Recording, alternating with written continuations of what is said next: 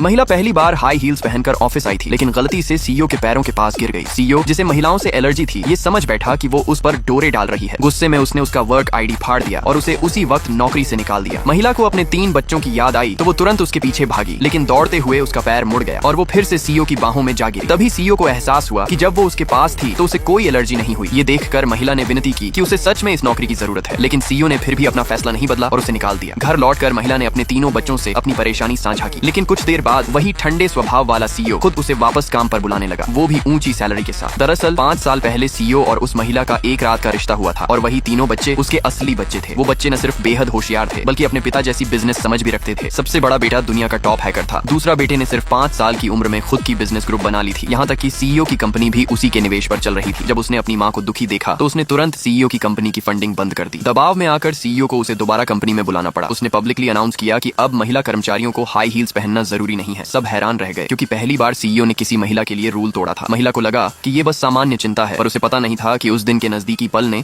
CEO को शक में डाल दिया था कि वही महिला शायद 5 साल पहले वाली है। लेकिन उसे सिर्फ इतना याद था कि उस महिला के गले में एक चौकोर जेड पेंडेंट था, इसलिए उसने अपने दोस्त से उसकी जांच करवाने को कहा। लेकिन महिला का सबसे बड़ा बेटा ये सब समझ गया और डर गया कि अगर सीईओ को सच्चाई पता चली तो वो बच्चों की कस्टडी के लिए केस कर देगा। इसलिए उसने हैक करके सिस्टम से अपनी माँ का सारा पुराना डेटा मिटा दिया। आखिर में सीईओ को कुछ भी नहीं मिला। गुस्से में उसने अपने असिस्टेंट से कहा कि उसे घर छोड़ दे, लेकिन हैरानी तब हुई जब गाड़ी में वही महिला आई। सीईओ ने गुस्से में चाबी उसकी तरफ फेंकी और जैसे ही वो झुककर चाबी उठाने लगी, सीईओ की नजर उसके गले में उसी चौकोर जेड पेंडेंट पर पड़ी।